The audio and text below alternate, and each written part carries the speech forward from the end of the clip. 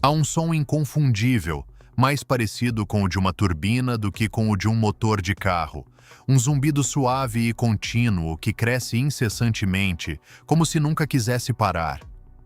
Quem o ouve uma vez, jamais o esquece. Esse som vinha de um carro japonês que, por 24 anos, desafiou tudo o que a indústria automobilística considerava certo. Um carro que venceu corridas com um motor que ninguém mais queria usar.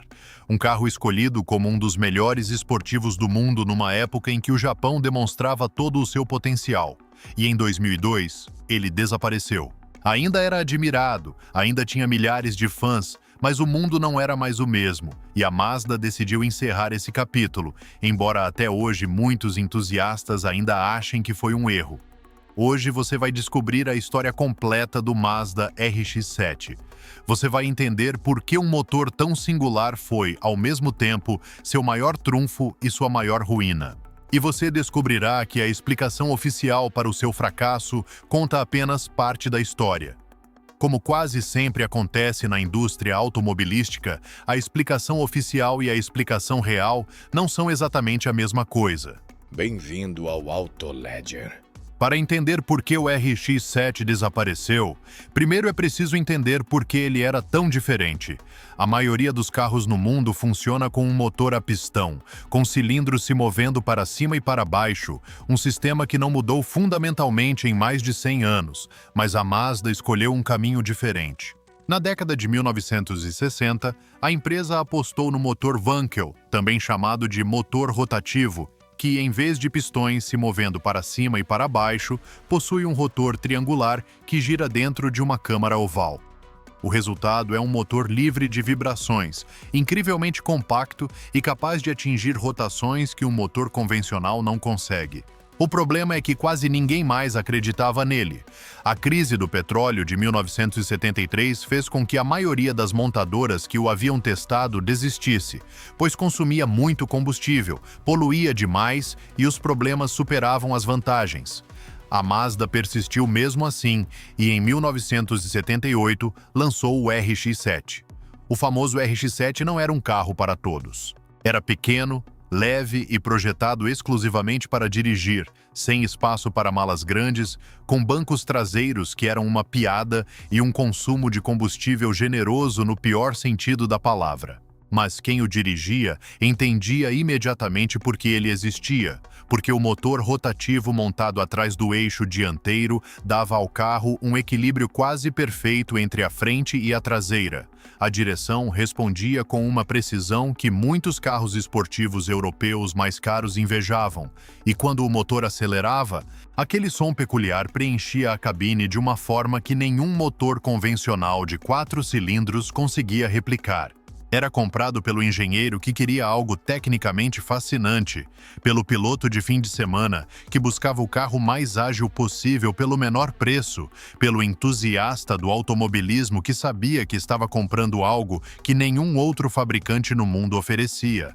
Era uma maneira diferente de pensar sobre o que um carro deveria ser, e no mercado de carros esportivos das décadas de 80 e 90, era exatamente isso que era preciso para se destacar. Em 1991, a Mazda venceu as 24 horas de Le Mans com um carro equipado com motor rotativo, tornando-se a única fabricante japonesa a conquistar a corrida mais famosa do mundo com um motor que a maioria dos engenheiros da época considerava um beco sem saída tecnológico. Foi uma vitória que abalou a indústria e confirmou o que os fãs do RX-7 já sabiam. O motor rotativo, quando devidamente desenvolvido, podia competir com qualquer outro. Naquele mesmo ano, chegou a terceira geração do RX-7, conhecida entre os entusiastas como FD, com um design orgânico e arredondado, faróis escamoteáveis e uma silhueta que parecia saída de um sonho. O motor era o 13B Rel, com turbocompressores duplos sequenciais, o primeiro a ser exportado do Japão com esse sistema. A revista Car and Driver o incluiu em sua lista dos 10 melhores carros do mundo por 3 anos consecutivos. A Road and Track o chamou de epítome da pureza e da emoção no mundo dos carros esportivos, e foi considerado o melhor RX-7 que a Mazda já construiu. E chegou na pior hora possível, O carro ainda era brilhante. O que começava a ficar para trás era o motor. O motor Wankel tem uma característica que nenhuma melhoria de engenharia conseguiu eliminar completamente. Consome mais combustível do que um motor a pistão equivalente e gera mais emissões de hidrocarbonetos não queimados. Além disso, queima óleo propositalmente para lubrificar as vedações internas que mantêm o rotor girando, o que não é um defeito, mas sim parte do seu projeto. Mas, em um mundo com regulamentações de emissões cada vez mais rigorosas, esse projeto se tornou uma maldição. E, em meados da década de 1990, as regulamentações na Europa e nos Estados Unidos se tornaram tão rígidas que o motor rotativo não conseguia atendê-las sem um investimento em desenvolvimento que a Mazda não podia justificar.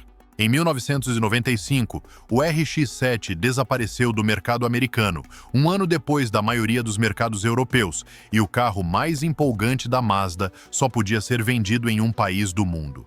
O que aconteceu depois de 1996 é uma das histórias mais estranhas da indústria automobilística japonesa. No Japão, o RX-7 continuou a evoluir. Os engenheiros seguiram desenvolvendo o motor, aumentando a potência nos modelos posteriores, e em 1998 chegou um modelo redesenhado, atualizando o interior e alguns detalhes externos. O carro continuava extraordinário, mas fora do Japão era praticamente inexistente, e aí residia o problema que a Mazda não queria admitir publicamente. O RX-7 nunca havia sido um grande sucesso comercial, e a terceira geração, considerada a melhor de todas, produziu apenas 68 mil unidades em toda a sua vida útil. Para se ter uma ideia, o Toyota Celica vendeu mais do que isso em um único mercado em um bom ano. Para salvar o RX-7 nos mercados internacionais, a Mazda precisaria ter desenvolvido uma versão do motor capaz de atender às normas de emissões sem perder o caráter que o tornava especial. Isso era tecnicamente possível, mas o custo de tal desenvolvimento aplicado a um carro que nunca havia vendido em grandes quantidades simplesmente não compensava. E então, a Mazda tomou a decisão que surpreendeu muitos. Em vez de investir na preservação do RX-7, a Mazda desenvolveu um sucessor, e em 2003 o RX-8 chegou com um motor rotativo, mas naturalmente aspirado em vez de turboalimentado, produzindo 189 cavalos de potência, 4 lugares convencionais e um design com portas traseiras com abertura invertida. Um carro diferente, mais prático, mais acessível. Os fãs do RX-7 o receberam com decepção porque faltava a mesma intensidade, o mesmo som, e em 2012 o RX-8 foi descontinuado por não atender às normas de emissões mais rigorosas. O sucessor havia morrido pelos mesmos motivos que o original, e algo na abordagem da Mazda não funcionou. O RX-7 deixou uma marca na cultura popular que vai muito além dos entusiastas de carros. Em 2001, o filme Velozes e Furiosos colocou um Mazda RX-7 FD nas mãos de Vin Diesel na cena de abertura. Era o carro do protagonista, o escolhido, e em um filme sobre velocidade e cultura de rua, o diretor escolheu o RX-7 como símbolo do que significava possuir o carro mais desejado. Naquele ano, o RX-7 não era vendido nos Estados Unidos havia 6 anos. Então, um carro que não podia mais ser comprado novo no país onde o filme foi gravado, tornou-se objeto de desejo de toda uma geração. As buscas por RX-7 usados dispararam após o lançamento do filme, os preços dos carros usados subiram vertiginosamente, e um filme fez mais pelo RX-7 do que qualquer campanha de marketing que a Mazda pudesse ter criado, o que deixou bem claro o erro que a marca havia cometido.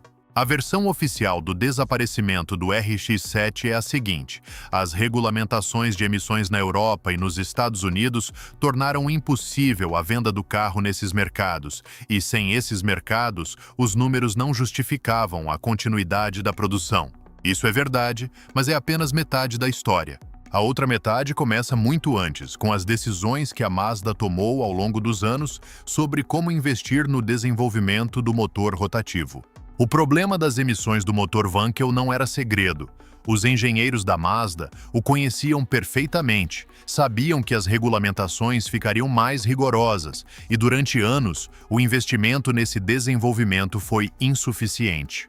A razão é simples e difícil de defender publicamente. O RX-7 nunca vendeu o suficiente para justificar o custo de solucionar seus problemas. Era um carro de nicho em um mundo que caminhava para SUVs e sedãs práticos, e dentro desse mercado já pequeno, o RX-7 ocupava um nicho ainda mais restrito. As regulamentações de emissões foram a razão oficial para o encerramento, mas a verdadeira decisão foi não investir o suficiente durante anos na solução de um problema que todos na Mazda conheciam. Um carro extraordinário, com um motor sem igual no mundo, morreu porque a empresa que o fabricava nunca esteve disposta a pagar o preço de mantê-lo vivo no mercado global, e os sinais estavam lá desde 1995, mas ninguém queria enxergá-los como realmente eram.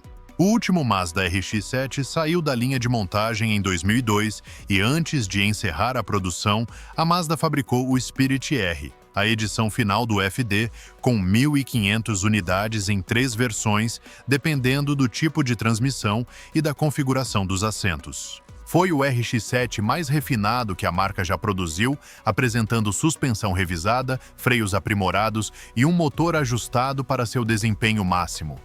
Todos eles se esgotaram antes do final do ano. Seu sucessor, o RX-8, chegou em 2003 e tentou expandir o mercado com 4 assentos adequados e um motor mais civilizado. Teve seus fãs, mas nunca gerou a mesma conexão emocional e, em 2012, também desapareceu. Desde então, a Mazda revelou diversos protótipos que sugerem o retorno do motor rotativo. O RX Vision, em 2015, e o Iconic SP em 2023. Esses designs revivem a silhueta do FD, os faróis escamoteáveis e a promessa de um esportivo com motor rotativo para o futuro. No entanto, nenhum deles chegou à produção ainda, e a cada ano que passa, a questão se torna mais urgente. O Mazda RX-7, especialmente a terceira geração FD, tornou-se um clássico cult com valor cada vez maior. Exemplares originais bem conservados, particularmente o Spirit R, alcançam preços em leilão que seriam impensáveis quando o carro saiu de linha. O mercado de RX-7 usados não se comporta como o de um carro usado comum, comporta-se como o de um item de colecionador. A comunidade de proprietários permanece notavelmente ativa, com oficinas especializadas em motores rotativos, mantendo os carros funcionando por mais de 20 anos. A Mazda criou algo que não conseguiu manter, e o mercado, décadas depois, está fazendo-a pagar exatamente o preço dessa decisão. Por mais de 20 anos, a Mazda vem prometendo o retorno do motor rotativo em um verdadeiro carro esportivo. Cada conceito gera entusiasmo, cada anúncio aumenta as expectativas, e ainda assim, o carro de produção parece nunca chegar. O RX-7 provou que um motor completamente diferente de todos os outros poderia ser extraordinário, que a raridade bem executada poderia se tornar uma virtude e que havia compradores dispostos a aceitar as exigências de algo único em troca de uma experiência que nenhum outro carro poderia oferecer. A Mazda sabia disso, e ainda assim, quando chegou a hora de defender sua ideia, optou por não fazê-lo. Às vezes, as empresas deixam seus melhores ativos morrerem porque os números não fecham, e às vezes, 20 anos depois, ainda estão tentando recuperar o que deixaram escapar. Se você achou isso interessante, incluí outro vídeo na tela que tenho certeza que você vai gostar.